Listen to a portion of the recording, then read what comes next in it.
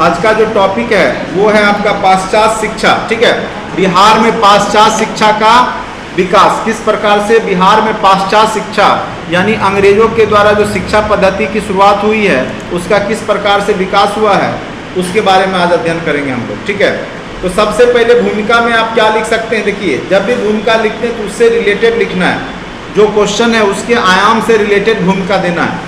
जैसे अब देखिए बिहार का पाश्चात्य शिक्षा है तो अब यहाँ से शुरुआत कर सकते हैं शिक्षा जगत से, बिहार का शिक्षा जगत से। और आप जानते हैं कि प्राचीन समय से ही बिहार क्या रहा है, शिक्षा का केंद्र रहा है।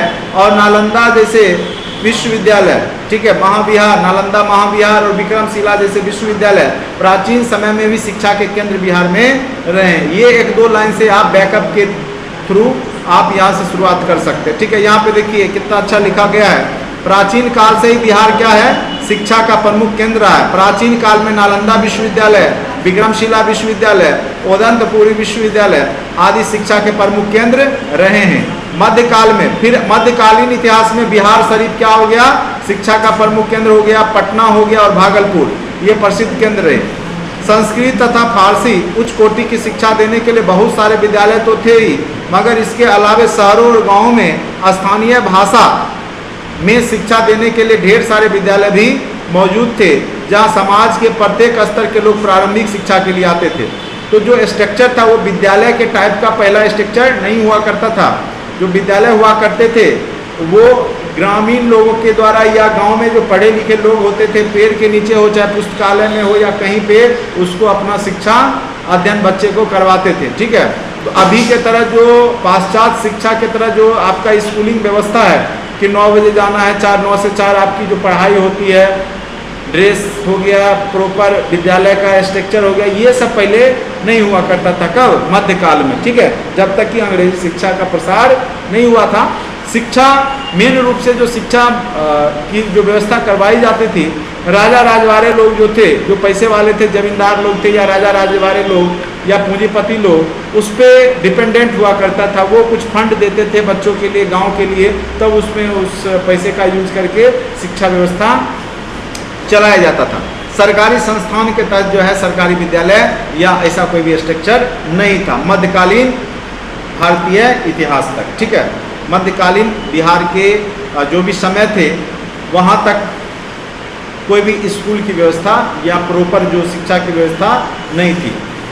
राजा राजवाड़ों के माध्यम से, जमींदारों के माध्यम से, कुछ गांव में कुछ जो पढ़े लिखे विद्वान होते थे या जानकार होते थे उसके द्वारा छोटे मोटे स्तर पे, असंगठित स्तर पे जो है पढ़ाने का काम किया जाता था। ठीक है, अब आ जाइए, जब क्या होगा कि 1760 में आपको पता होगा कि दीवानी व्यवस्था अंग्रेजों के यहाँ चला जाता है और राजा राजवाड़े का जो भी पैसा है, धन दौलत है, क्योंकि पहले क्या था कि जो भी टैक्स वसूली जो होता था वो यहाँ के जो बंगाल के नवाब थे या जो भी राजा राजवाड़े थे वो लोग वसूली करते थे। अब सारा टैक्स कौन वसूली करेगा, अंग्रेज करेगा, यानी 1760 के बाद। ठीक है, आपको पता होगा कि 1765 में इलाहाबाद की संधि हुई और उसके बाद जो है आगे चल करके दीवानी व्यवस्था किसको मिल जाता है, अंग्रेजों को। तो जो यहाँ के मुगल शासक थे, जो नवाब थे, उनके पास अब इनकम उतना रहेगा नहीं कि वो फंड दे पाएंगे और धीरे धीरे अंग्रेजों की जो आर्थिक शोषणकारी नीति धीरे धीरे भारतीयों को क्या कर रही थी, गरीब बना रही थी। वो दूसरे को देने लायक नहीं बचे थे कि शिक्षा के नाम पे या किसी अन्य नाम पे जो है वो खर्च कर सके। ठीक है, तो उस स्थिति में शिक्षा की स्थिति बहुत दयनीय हो गई, भयावह हो गई। ठीक है, उस समय शिक्षण संस्थानों का भविष्य वस्तुतः राजा जमींदारों और समाज के उदार व्यक्तिगत दान पर निर्भर करता था। ठीक है, अस्थायी बंदोबस्त के कारण राजाओं तथा जमींदारों की आय में कमी आई, जिससे बिहार का शिक्षा प्रतिकूल प्रभाव पड़ा। यानी आप देख रहे हैं मध्यकालीन समय खत्म होते होते, अंग्रेज को आते आते क्या हुआ, शिक्षा व्यवस्था चौपट स्थिति हो गई, क्योंकि अंग्रेज बहुत ज़्यादा आर्थिक शोषण शुरुआत कर दिए। जमींदारी व्यवस्था, भूमि अस्थायी बंदोबस्त के माध्यम से बिहार, बंगाल जैसे राज्यों में बहुत ज़्यादा जो आर्थिक शोषण हुआ, जिससे क्या हुई, आर्थिक स्थिति चरमरा गई, जिससे वो लोग जो जमींदार लोग थे या राजा राजवाड़े थे वो इसमें अब फंड देना बंद कर दिए।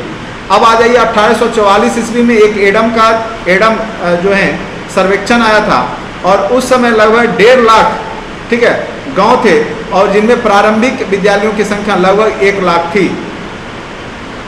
अब आते हैं तो 1 लाख थी तो ये असंगठित विद्यालय था, कोई प्रॉपर वे में किसी के कमरे नहीं थे, बस यहाँ पे पढ़ाने का काम किया जाता था। खास करके संस्कृत और फारसी की पढ़ाई उस समय में होती थी। ठीक है, अब जो है देखिए वहाँ पे एक सर्वेक्षण किया गया तो पाया गया उस समय में 1844 में कि मात्र 7.7% ही साक्षरता है। कितना साक्षरता है? मात्र 7.75% क्या है? साक्षरता है। ठीक है, अब आ जाइए 1835 ईस्वी में भारत में आधुनिक शिक्षा के क्षेत्र में सबसे पहला काम देखिए, जब 1813 का चार्टर एक्ट आता है, अब क्या होगा कि अंग्रेजों के पास अब जो दीवानी व्यवस्था आती है तो अंग्रेजों का दायित्व बनता है कि भारतीयों को शिक्षित करे, और दूसरा कि उसको भी एक एम्प्लॉय वर्ग की आवश्यकता थी जो एक रोजगार में उनके जो काम में हेल्प करे। ठीक है, तो उनको भी एक एम्प्लॉय की आवश्यकता थी, तो वो इसलिए जो है अंग्रेजी शिक्षा को भारत में लाना चाह रहे थे, जिससे क्या होगा कि भारतीय शरीर में दिमाग किसका रहेगा? अंग्रेज वाला दिमाग वहाँ पे आ सके और उनका काम थोड़ा आसान हो जाए और वो लंबे समय तक शासन कर पाए। इसलिए उन्होंने भारतीयों को अंग्रेजी शिक्षा देने का काम शुरुआत किया, और सर्वप्रथम अंग्रेजी शिक्षा में सबसे पहला जो है 1835 का मैकाले की जो घोषणा आती है उसमें आधुनिक शिक्षा के क्षेत्र में एक नई धारा का प्रवाह किया। 7 मार्च 1835 को लॉर्ड विलियम बेंटिक की सरकार, उस समय गवर्नर कौन थे? लॉर्ड विलियम बेंटिक थे। उन्होंने घोषणा किया कि शिक्षा के सुधार के लिए जो भी राशि मंजूर की जाएगी उसका उपयोग केवल और केवल अंग्रेजी शिक्षा के प्रसार में किया जाएगा, यानी जो शिक्षा का माध्यम क्या हो जाएगा? अंग्रेजी। तो 1835 को जरूर चर्चा करेंगे, मैकाले की शिक्षा घोषणा। उसके बाद जिसके तहत शिक्षा के विकास में निम्न क्रम देखा जा सकता है। आप शिक्षा के विकास को विभिन्न भागों में बांट करके देख सकते हैं। सबसे पहला चरण में हम लिख देंगे 1800 से 1850 ईस्वी के बीच का चरण। सबसे पहले 1835 में मैकाले की शिक्षा घोषणा नीति जो है अंग्रेजी को शिक्षा का माध्यम बनाया गया, और उसके तहत पूर्णिया, भागलपुर, पटना, बिहार शरीफ, आरा, छपरा, मुजफ्फरपुर में स्कूलों की स्थापना की गई, जिसमें केवल और केवल किस भाषा में शिक्षा दिया जा रहा था? अंग्रेजी भाषा में शिक्षा देने की बात की गई। अब आ जाइए 1847 में पटना में जो ईसाई मिशनरियों के द्वारा सेंट जोसेफ स्कूल की स्थापना की गई। किसके द्वारा किया गया? ईसाई मिशनरियों के द्वारा। कौन सा विद्यालय पटना में किया गया? Saint Joseph. फिर यहाँ पे देखिए एक आता है वुड डिस्पैच, ये बहुत इंपॉर्टेंट है, ये आपको प्री में भी कई बार पूछा हुआ है कि कब आया था वुड डिस्पैच। तो 1854 में, और इसका उद्देश्य क्या था? व्यवसायिक शिक्षा को महत्व देते हुए तकनीकी शिक्षण संस्थानों की स्थापना पर बल देना। जो टेक्निकल कॉलेज है, जो बीटेक है, एमटेक का कॉलेज है, उसको शुरुआत करने का यहाँ पे कोशिश किया गया कि तकनीकी शिक्षा दिया जाए, व्यवसायिक शिक्षा दिया जाए, रोजगार उन्मुख शिक्षा दिया जाए, जैसे ITI हो गया, पॉलिटेक्निक हो गया, इस टाइप का कोई तकनीकी शिक्षा देने का प्रावधान किया जाए, जिससे कि लोगों में जो छात्र होंगे उनके लिए रोजगार क्रिएट होगा। ठीक है, तो 1854 का वुड डिस्पैच जरूर याद रखिएगा। अब आ जाइए 1850 से 1920 का, तो 3-4 भागों में बांट करके इसको लिखेंगे तो ज़्यादा बेहतर, आपको याद भी रहेगा और लिख भी पाइएगा। ठीक है, सबसे बड़ी बात है इसको पढ़ना नहीं बल्कि इसको याद करके वहाँ ले जा करके परीक्षा में छाप देना। और ये सब आपको रट्टू कहते हैं ना, रट्टूमल वाले लोग के लिए ये सब अच्छा है, क्योंकि डायरेक्ट जैसा यहाँ से रटेंगे वैसा है वहाँ पे जा करके, यहाँ निकलना है वहाँ उगलना है। ठीक है, तो ये सब क्वेश्चन जो है वो अच्छा लिख सकते हैं, इसमें कोई नया चीज़ लिखना भी नहीं है, बस जो पुराने समय के जो चीज़ हुए उसको बस लिख लेना है। ठीक है, तो यहाँ निकल लेना है और वहाँ पे जा करके एग्जाम में उगल देना है। ठीक है, 1850 से 1900, और ये एकदम सेम प्रकृति के क्वेश्चन बार बार पूछे जाते हैं। ठीक है, बस इसका तरीका से अगर आप याद रखेंगे तो आपको आसानी से याद रहेगा, और पार्ट वाइज में बांट करके आप याद कीजिए। ठीक है, 1850 से 1900 ईस्वी के बीच का जो चरण है उसमें क्या हुआ है देखिए, 1863 में मोतिहारी में, देवघर में, चाईबासा में, ठीक है, और हजारीबाग में जिला स्कूल खोलने की मंजूरी मिली है। 9 जनवरी 1863 को पटना कॉलेज की स्थापना हुई। ये क्वेश्चन आपको मतलब ये एकदम लिखना ही है कि पटना कॉलेज, चूँकि बिहार का प्रथम कॉलेज है और बहुत ही फेमस कॉलेज है पटना कॉलेज, इसलिए 9 जनवरी 1863 को याद रखिएगा, पटना कॉलेज की स्थापना हुई। और आधुनिक बिहार के निर्माण में पटना कॉलेज के छात्रों ने अतुलनीय योगदान दिया है, ठीक है, आधुनिक बिहार के निर्माण में। इसीलिए पटना कॉलेज की स्थापना को 1863 में दर्शाइएगा। और भी जो जगह है मोतिहारी, देवघर, चाईबासा, चूंकि देवघर, चाईबासा ये सब उस समय झारखंड में है, लेकिन बिहार के ही पार्ट था, इसीलिए इसका जिक्र किया गया, ठीक है। अब आ जाइए 1872 ईस्वी में मुजफ्फरपुर में बिहार साइंटिफिक सोसाइटी की स्थापना किया गया। और ये जो मुस्लिम लोगों के द्वारा, जैसे इमदाद अली और अली जो कि अलीगढ़ आंदोलन अली बंधु के द्वारा जो किया गया था, उससे प्रेरित होकर के बिहार में इन्होंने बिहार साइंटिफिक सोसाइटी की स्थापना की थी। कहाँ पे किया था? तो मुजफ्फरपुर में। कब किया था? 1872 ईस्वी में, जिसकी एक शाखा पटना में 1873 में खोली गई। यानी बिहार साइंटिफिक सोसाइटी की स्थापना इमदाद अली के द्वारा किससे प्रेरित होकर? अलीगढ़ आंदोलन से प्रेरित होकर के बिहार में भी किया गया था। कब किया गया था? तो 1872 ईस्वी में। अब आ जाइए 1878, बहुत इंपॉर्टेंट है यहाँ पूसा का। पूसा में जो आपका समस्तीपुर है पूसा, वहाँ पे कृषि कॉलेज की स्थापना किया जाएगा, ठीक है। समस्तीपुर के पूसा में अनुसंधान फार्म की स्थापना हुई जो कृषि से संबंधित था।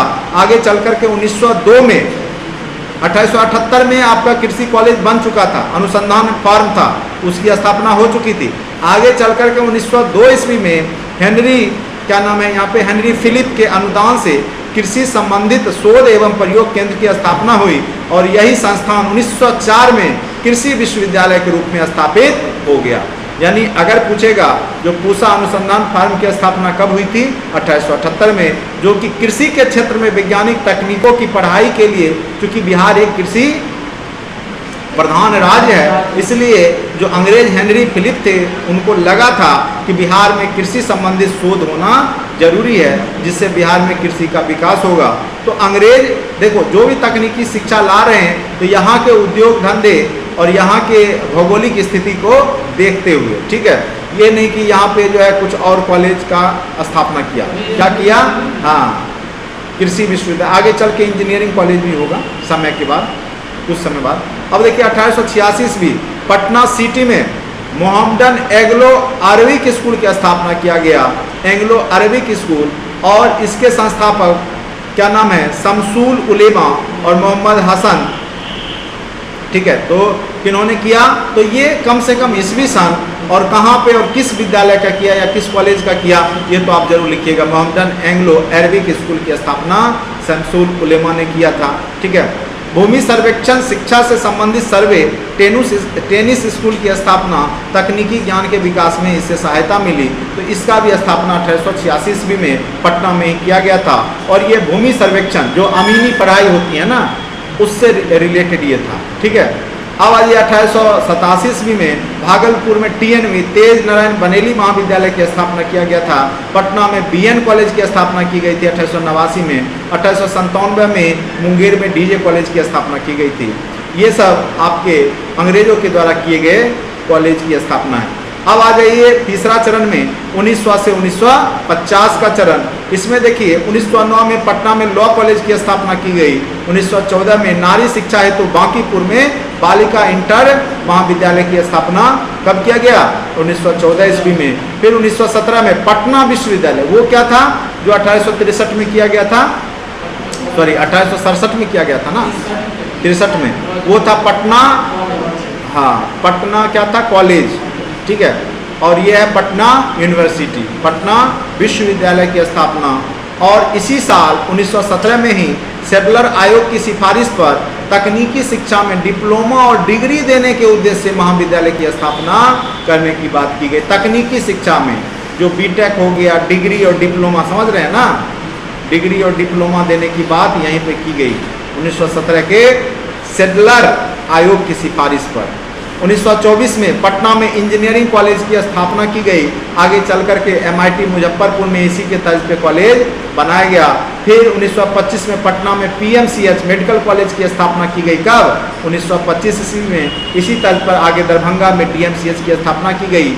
फिर आगे चल करके 1926 में सरकारी आयुर्वेदिक कॉलेज, देखिए पहले मेडिकल कॉलेज, उसके बाद अगले साल आयुर्वेदिक कॉलेज, कहाँ पे? पटना में। और उसी साल धनबाद में खनन शिक्षा से जुड़ा हुआ ISM Indian school of mines की स्थापना की गई। तो ये सब पॉइंट्स लिख देंगे, बहुत ही ज़बरदस्त आपको नंबर आ जाएगा अच्छे से, क्योंकि इतने अच्छे से एक्सप्लेन आप करके जाते हैं, क्योंकि इसको याद रखना सबसे बड़ी बात होती है।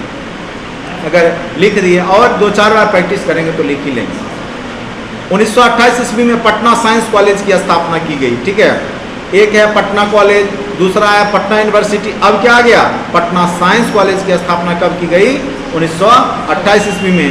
उसके बाद अगले साल वेटनरी कॉलेज जो है पटना पशु चिकित्सा जो विद्यालय की स्थापना की गई। और उसी साल 1929 में ही हरटोंग कमेटी की रिपोर्ट आई, जिसमें वह बताया गया कि माध्यमिक और उच्च माध्यमिक शिक्षा में लोगों की संख्या बहुत कम है, ठीक है।